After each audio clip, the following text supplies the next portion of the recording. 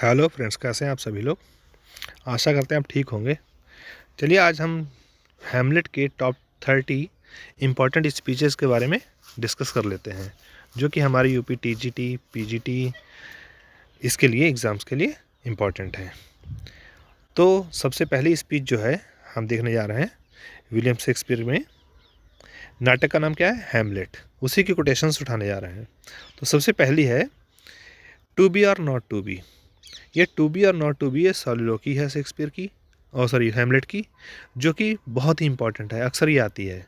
तो इसे किसने बोला? स्पीकर कौन है इसका? हैमलेट। और कहाँ बोला? इसको भी नोट कर लीजिए कि act 3 scene 1 Hamlet debates life death and human suffering. यहाँ पर इसका पॉइंट है कि हैमलेट जहाँ पर डिबेट करता है, आपस में अपने अपने मन में बात करता है, ये सॉलिलोकी है, डेथ के बारे में, लाइफ के बारे में, ह्यूमन सफरिंग के बारे में। इसकी मीनिंग भी तो है कि टू लिव और टू डाई। टू बी और नॉट टू बी का मीनिंग है टू लिव और टू डाई। चलिए अब अपने लोग सेकंड वाला देख लेते हैं। सेकंड वाले में यह है कि O that this too solid flesh would melt, है ना। ये स्पीच जो है O that this too solid flesh would melt, ये भी हैमलेट ने ही कहा है। किसने कहा है? हैमलेट ने कहा है। लेकिन ये कहाँ आई है? एक्ट 1 सीन 2 में। और Hamlet's grief and disgust at the mother's remarriage, जो उसकी माँ ने जो शादी कर ली है ना, उससे नाराज होकर के वो बोल रहा है। क्या कह रहा है? O that this too solid flesh would melt. चलिए आगे देख लेते हैं। दो ये बहुत इंपॉर्टेंट है, आपको नई भी मिली होगी ये शायद। अगली है सीम्स मैडम ने इट इज़। सीम्स मैडम ने इट इज़, ये किसने कहा है? ये हैमलेट ने कहा है। किसने कहा है? हैमलेट ने। स्पीकर कौन है? हैमलेट। और यहाँ पर अगर बात करें, ये कहाँ आई है? एक्ट 1 सीन 2 में आई है। और इसकी मीनिंग क्या हो रही है? ट्रू सारो वर्सेस ऑनवर्ड शो। मतलब यहाँ पर है कि सच्चा दुख और बाहर से दिखावा, इसके बीच में डिफरेंस क्रिएट किया है, डिफरेंस बताया है कि सीम्स मैडम ने इट इज़, मतलब मैडम ये लगता नहीं है कि बाहर से कुछ और है, अंदर से कुछ और है। तो ये हैमलेट की ही स्पीच है। अगली स्पीच के बारे में बात करते हैं, जो कि 4th स्पीच है। क्या है? What a piece of work is a man.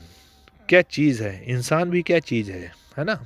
ये भी हैमलेट ने ही बोला है अपने फ्रेंड से। तो ये एक्ट 2 सीन 2 में आया है। और इसमें क्या है? Reflection on humanity and loss of Joy. यहाँ पर बात की गई है कि ह्यूमैनिटी के ऊपर प्रकाश डाला है और लॉस ऑफ जॉय के ऊपर प्रकाश डाला है। मतलब खुशियों का समाप्ति, खुशियों का खो जाना, उसके ऊपर प्रकाश डाला है। तो याद रखिए, reflection on humanity and loss of Joy, इसके ऊपर बात की है। स्पीच का क्या है? स्पीच है what a piece of work is a man. किसने बोला है? हैमलेट ने बोला है। चलिए अगला देख लेते हैं, 5th नंबर। इसमें 5th नंबर में नाउ आई एम अलोन। ये जो है नाउ आई एम अलोन, ये किसने कहा है? हैमलेट ने ही कहा है। नाउ आई एम अलोन, ये हैमलेट ने कहा है। कहाँ कहा है? Act 2 scene 2। Self criticism and resolve to test the king. तो देखिए आपको यहाँ पर एक नई नई कोटेशंस मिल रही हैं, जो कि आपको सामान्य यूट्यूब पर कहाँ मिल रही हैं ये वाले पॉइंट, और इसीलिए कुछ नया देने की कोशिश की है। अगर देख लीजिए, क्या पता आ जाए, एग्ज़ाम में आ सकता है। अगला देखते हैं 6 number. The lady does protest too much. The lady does protest too much me thinks. तो ये गर्ट्यूड जो है हैमलेट की माँ, ये उस प्ले विद इन प्ले जो है, जिसे माउसट्रैप प्ले कहा गया है, तो उसी में हेक्यूबा और प्रियम की कहानी दिखाई गई है। उस कहानी में भी सेम सीन, इसी मतलब इसकी रियलिटी को दिखाया, रिप्रेजेंट किया गया है, जो हैमलेट के साथ हुआ है। तो यहाँ पर गर्ट्यूड जो देखती है तो कहती है, ये जो इसमें लेडी है ना, वो रो रही थी अपने हस्बैंड की मृत्यु पर। तो कहती देखो कितना ये प्रोटेस्ट बहुत कर रही है, बहुत ज़्यादा बोल रही है। इसको अपनी रियलिटी पता है ना कि मैंने तो बहुत जल्दी शादी कर ली है। तो ये कहाँ आता है? एक्ट 3 सीन सेकंड में आता है। किसमें? हैमलेट में। तो comment on exaggerated expression of love, जिसमें बहुत, इसने ये क्यों बोला कि उसमें अपने लव के बारे में बहुत एक्सप्रेशन जो दिया था बहुत एग्जैगरेटेड वे में दिया था, हाइपरबोलिक स्टेटमेंट में बोला था। इसलिए इस लेडी क्वीन गैट्यूड ने बोला है, the lady does protest too much methinks. अगला देखते हैं, आगे है 7th number. O my offence is rank, it smells to heaven, है ना। O my offence is rank, it smells to heaven. ये किसने कहा है?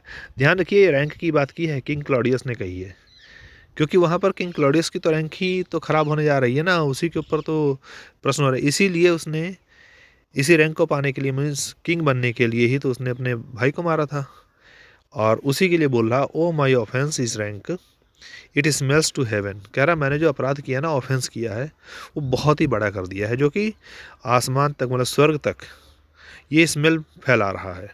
मतलब मेरा बहुत ही घृणित कार्य मैंने किया है। तो ये कहाँ आता है? एक्ट 3 सीन 3 में। Confession of guilt and failed repentance, ये इसका पॉइंट है कि कन्फेशन, इसको कन्फेस होता है गिल्ट का, अभिशाप, मतलब कि मैंने गलती की, अपराध का, एंड फेल्ड रिपेंटेंस, और अपना पश्चाताप जो है ना वो भी नहीं कर पा रहा। आगे देखते हैं, अलास पुअर योरिक, अलास पुअर योरिक। ये जब ओफिलिया की कब्र, जो ग्रेव को खोद रहा था ओफिलिया के लिए, तो वहाँ पर एक पुरानी कोई खोपड़ी मिल गई थी, उसको स्कल मिल गई थी। कहता है ये शायद उसी योरिक की है जो मेरे फादर जो थे उसका वो कभी जोकर जिसे कहते हैं क्लोन, वो रहा होगा। तो ये हैमलेट ही बोलता है। कहाँ बोलता है? एक्ट 5 सीन 1 में। Meditation on death and morality. यहाँ पर ये मेडिटेट कर रहा है कि डेथ और मॉर्टेलिटी मतलब पक्का है, इसको टाला नहीं जा सकता। चलिए 9th वाला पॉइंट देखते हैं। खाली स्पीच कवर की है, कोई अदर क्वेश्चन आंसर नहीं है। Give me that man that is not passion slave. तो कहा है वो आदमी मुझे दो जो पैसन का गुलाम नहीं है।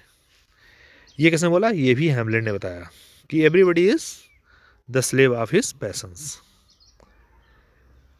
एक्ट 3 सीन 2 में।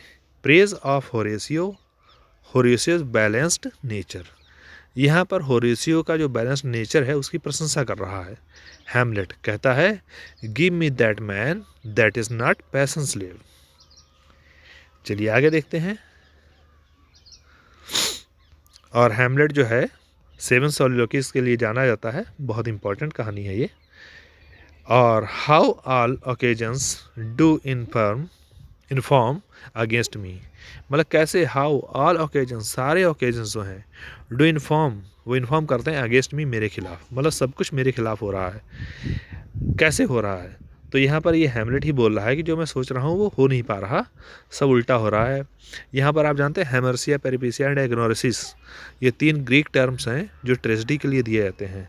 पहला होता है हेमर्सिया, जिसमें मतलब hamartia is the first mistake made by the tragic hero, consequently he had to face his peripecia means whatever he does the consequences fall in against him।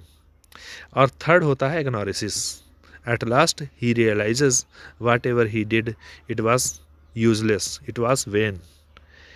तो यहाँ पर एक्ट 4 सीन 4 में ये आई है लाइन, क्या how shell occasions do inform against me, इसका means क्या है? यह self reproach for delaying revenge, क्योंकि इसको खुद को एहसास हो जाता है। क्या एहसास हो जाता है? कि जो कुछ मैं करता हूँ डिले करता ना, ये हर बार में रिवेंज लेने में डिले करता रहता है, और उसी लिए इसको आज क्या मिलने वाला है? लास्ट में ट्रेजिक एंड होने वाला है इसका। और यहाँ पर देखिए इस पूरी कहानी में मरते कितने लोग हैं? 8 कैरेक्टर्स मरते हैं, आपको मालूम होगा शायद, 8 कैरेक्टर्स इसमें मर जाते हैं हैमलेट में, और 7 सोलिलोक्वीज हैं इसकी हैमलेट की। 11th पॉइंट है, इसमें कहता है, ये बहुत इंपॉर्टेंट है, अक्सर एग्ज़ाम में आती है। फ्रैलिटी दाई नेम इज़ वोमैन, है ना, कमजोरी तेरा ही नाम औरत है। ये किसने कहा है? हैमलेट ने कहा अपनी माँ के बारे में। जब माँ के बारे में सोचता है तो एक्ट 1 सीन सेकंड की कहानी है, कमेंट ऑन परसीव्ड वीकनेस। ये कमेंट करता है उसकी वीकनेस पर। क्या फॉन्ट्स छोटे तो नहीं है? देखते ट्राई करके अगर बड़े हो जाएं। चलिए अब देखते हैं। देयर आर मोर थिंग्स, अगला पॉइंट है there are more things in heaven and earth. ये पृथ्वी पर और आसमान में, मतलब आसमान मतलब दुनिया में, मोर थिंग्स ज़्यादा चीज़ें हैं हमारी कल्पनाओं से ज़्यादा। तो हैमलेट ये कहता है ना अपने फ्रेंड को, कहता हम लोगों ने अभी जाना, जब भूत को देखता है ना तो कहता है कि हम ह्यूमन नॉलेज जो है, ह्यूमन नॉलेज से कहीं ज़्यादा इस दुनिया में है। हम लोग तो उतना जान ही नहीं सकते। जितना डीप सोचते जाएंगे, जितना डीपर सोचते जाएंगे, उतना ही आगे के आगे हमें मिलता जाएगा। तो वही कह रहा there are more things in heaven and earth, है ना, हेवन और अर्थ में बहुत सी चीज़ें हैं, देन वी इमेजिन, जितना हम इमेजिन करते हैं उसकी अपेक्षा। तो एक्ट फर्स्ट सीन 5 में है, लिमिट्स ऑफ ह्यूमन नॉलेज के बारे में बात करता है कि human knowledge is unlimited, we gain the knowledge just like little knowledge, मतलब बहुत ही कम नॉलेज हम प्राप्त करते हैं। अगला है something is रॉटन in the state of Denmark. ये इंपॉर्टेंट है, अक्सर कहावत लोग कहा करते हैं कि कुछ तो दाल में काला है। इसको ये कह सकते हैं कि समथिंग इज़ रॉटन, कुछ तो सड़ा हुआ है, in the state of Denmark, Denmark के राज्य में कुछ तो सड़ा हुआ है। तो ये कौन कहता है? मर्सिलस। ये जब भूत को देखता है ना हैमलेट, हैमलेट भूत के पीछे पीछे जाता है, भूत उसको बुलाता है, चलो मैं तुम्हें बताता हूँ। तो उसी में ये कहता है कुछ तो गड़बड़ है। एक्ट 1 सीन 4 की बात है, मॉरल करप्शन इन डेनमार्क। यहाँ पर ये बात करता है, क्वेश्चन उठा रहा है कि डेनमार्क में कुछ मॉरल करप्शन हो रहा है। मॉरली मतलब मॉरलिटी हमारे यहाँ ख़त्म हो रही है। इसकी सेटिंग भी पूछ सकते हैं कि सेटिंग कहाँ की है, तो डेनमार्क की सेटिंग है। और ये जाता कहाँ? इंग्लैंड जाता है, मालूम होगा। 14 नंबर है, brevity is the soul of wit. बहुत इंपॉर्टेंट है। ब्रेविटी मतलब संक्षिप्तता, is the soul of wit, आत्मा की अक्ल की आत्मा है। संक्षिप्तता ही हमारी अक्ल की आत्मा है। कहने का मतलब है जितना संक्षेप में बोलेंगे उतना ही हम बुद्धिमान होंगे। लेकिन ये आयरनिकल स्टेटमेंट कहा जाएगा। ये पोलोनियस बोलता है, जो पोलोनियस खुद लंबी लंबी स्पीच दे रहा है और उसके मुंह से ये brevity is the soul of wit की बात शोभा नहीं दे रही। इसीलिए ये इम्पॉर्टेंट है कि ये एक प्रकार का आयरनिकल स्टेटमेंट है, जो खुद बहुत ज़्यादा बोलता है और दूसरों को कम बोलने की सलाह दे रहा है। कौन? पोलोनियस। पोलोनियस कौन है? पोलोनियस जो कि एक तो उनके यहाँ काम भी करता है ना, हेल्पर जैसे कह दें।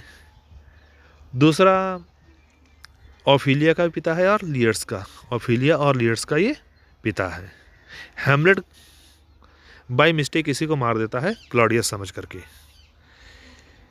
चलिए आगे देखते हैं। 15 number, this above all to thine own self be true. कहता है मतलब अपने लियर्स को पोलोनियस जब एडवाइस देता है कि जब बाहर जाओगे, विदेश इंग्लैंड जाना था, तो कहता है कि लेने में कंजूसी करना, उधार मांगना मत, किसी को देना मत उधार, ये कहता है। और दूसरा कहता है अल्टीमेटली पूरी बात यह है कि अपने आप से सच्चे बनना, झूठ मत बोलना, ये सलाह देता है पोलोनियस से। तो बोलता कौन है? लियर्स से। पोलोनियस कहता है एक्ट 1 सीन 3 में एडवाइस टू लियर्स। इसे लियर्टीज भी कहते हैं, आप लियर्स समझिए। ये शायद ज़्यादा लॉन्ग तो नहीं है, नहीं सही है। तो आगे है, though this be madness yet there is method in it. हो सकता है चाहे इसमें मैडनेस पागलपन हो, फिर भी इसमें कुछ तो मेथड है। तो ये कौन बोलता है? पोलोनियस। पोलोनियस जो है हैमलेट की कंडीशन को देखता है कि हैमलेट वैसे तो बहुत विद्वान है, ये फिलोसफर है ना, वैसे पढ़ा लिखा है, विटनबर्ग यूनिवर्सिटी में पढ़ा हुआ है। तो कहता है वैसे ही पागल बना हुआ है, लगता है इसमें कुछ इसका इरादा अलग है, शायद इसने प्लानिंग बना रखी है कोई। तो ये पोलोनियस कहाँ बोलता है? एक्ट 2 सीन 2 में, इंसाइट इनटू हैमलेट्स बिहेवियर। ये शायद मतलब हैमलेट के बिहेवियर के इनसाइट को देखना चाहता है, उसके मतलब क्या उसके अंदर चल रहा है, हैमलेट के अंदर क्या चल रहा है वो हमको बताना चाह रहा है कि शायद हैमलेट जो है पागल नहीं है, वो हमें दिखावा कर रहा है पागल होने का। चलिए अगला पॉइंट देखते हैं 17, गेट दी टू अ ननरी। ये हैमलेट ओफिलिया से कहता है कि जाओ तुम किसी ननरी में चले जाओ। ननरी मतलब जहाँ पर नन्स रहती हैं, वैसे तो मोनेस्ट्री होता है, मोनेस्ट्री मॉन्क्स रहते हैं, कॉन्वेंट में नन्स रहती हैं। नन्स कहाँ रहती हैं? कॉन्वेंट में। लेकिन यहाँ पर ननरी जो कहा गया है कॉन्वेंट के लिए कहा गया है। तो स्पीकर कौन है? हैमलेट। किससे कहता है? ओफिलिया से कहता है तुम ननरी चली जाओ। यहाँ पर हमें देखने को मिलता है कि हैमलेट जो है मिसोजिनिस्ट बन रहा है, मीन्स स्त्रियों से नफरत करने वाला, क्योंकि अपनी माँ का बिहेवियर देख करके ना उसे पूरी मतलब स्त्री जात से नफरत हो जाती है। एक्ट थर्ड सीन फर्स्ट में कहता है ये harsh words to Ophelia, these are the harsh words to Ophelia used by Hamlet. Next 18 number, speak the speech, है ना, स्पीच बोलो। आई प्रे यू, मैं तुमसे प्रार्थना करता हूँ। हैमलेट कहता है बोलो, मैं तुमसे प्रार्थना करता हूँ। ये कहाँ आता है? Act third scene second, advice to the players, है ना। प्लेयर जो है वहाँ पर, अब ये कौन सा है? प्ले विद इन प्ले जो है, माउस ट्रैप प्ले जो इसे कहते हैं, ये उसकी बात है। उसमें हैमलेट जो है, जो कैरेक्टर है वहाँ पर, उससे कह रहा है कि speak the speech I pray you, कह रहा अपनी स्पीच तो कंप्लीट करो, अब बोलो तो सही। 19 नंबर है, मुझे लग रहा है ये शायद अभी यूट्यूब पर नहीं आई है ऐसी स्पीच, ये बहुत इंपॉर्टेंट रहेंगी, हेल्पफुल रहेंगी। I must be cruel only to be kind, कह रहा मुझे शायद कुछ क्रूअल होना पड़ेगा, किसके लिए? ओनली टू बी काइंड, केवल दयालु होने के लिए। यहाँ पर हैमलेट कह रहा है जस्टिफाइंग हार्श एक्शंस, कह रहा मतलब ना कि चाहो मुझे सच्चाई का पता लगाना है, मुझे सच्चाई का पता लगाने के लिए क्या होना पड़ेगा? कुछ तो कठोर होना पड़ेगा, कुछ तो क्रूएल्टी दिखानी पड़ेगी, तभी मैं अपने फादर के लिए काइंड बन पाऊंगा। उसके पिता ने कहा था हैमलेट ने, जो किंग हैमलेट था, उसने कहा था पता लगाओ, मतलब इसने मुझे मारा है, और यही पता लगाना चाहता है कि वो भूत जो है सच बोला है या नहीं। तो एक्ट थर्ड सीन 4 है, किसमें कहा है? Act third scene 4। बाकी एक्ट सीन नहीं आएंगे, किसमें कहा गया है, किसने कहा, ये ज़रूर देखिए। ये हैमलेट की स्पीच है। फिर नेक्स्ट है, O shame where is thy blush, अरे शर्म की बात है, तुम्हारी चमक कहाँ गई वो? ये क्वीन गर्ट्यूड बोलती है ना। ये किस में बोलती है? रिप्रूफ करती है ड्यूरिंग द क्लोजेड सीन। ये क्लोजेड सीन वही अलमारी वाला सीन है, वहाँ पर ये गर्ट्यूड कहती है कि तुम्हारी चमक चेहरे की कहाँ चली गई, तुम कैसे हो गया, तुम्हें शर्म आनी चाहिए, ये कह रही है। तो ये एक्ट थर्ड सीन 4 की बात है। चलिए आगे देख लेते हैं 21, when sorrows come they come not in single spies, कह रहा है जब दुख आते हैं ना वो सिंगल होकर नहीं आते, जब दुख आते हैं तो एक साथ ही आते हैं। तो ये किसकी स्पीच है? किंग क्लॉडियस की, जो कि उसका इस समय पिता बना हुआ है। पहले था चाचा, अंकल था, अब वो फादर की पोजीशन ले चुका है, क्योंकि उसने अपने भाई की, जो कि किंग हैमलेट था, उसके कान में हैमनॉन नामक जहर डाल करके उसको मारा था। तो जहर का नाम भी पूछ लिया जाता था, which poison was used to kill King Hamlet. तो कौन सा नाम था? हैमनॉन। एक्ट 4 सीन 5 की बात है, अवेयरनेस ऑफ ट्रबल्स, है ना। किसमें है? क्या बता रहा है? अवेयरनेस ऑफ ट्रबल्स, मतलब संकट जो है उसके बारे में अवेयर हो रहा है कि हाँ प्रॉब्लम्स तो आ रही हैं, और जब प्रॉब्लम्स आती है तो एक साथ आती हैं, सिंगल नहीं आती हैं। चलिए आगे देखते हैं, rich gifts wax poor when givers prove unkind. Rich gifts wax poor when givers prove unkind, मतलब जब गिफ्ट्स दिए जाते हैं ना, अगर वो अनकाइंड रूप में दिए जाएं किसी को तो बेकार होते हैं। ये ओफिलिया कहती है।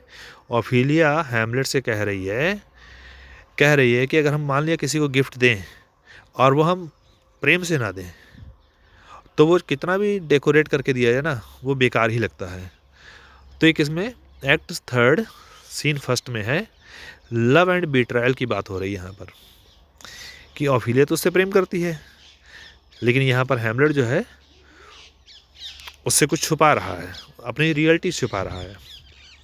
23 में देखिए, O what a noble man mind is here overthrown, what a noble mind is here overthrown.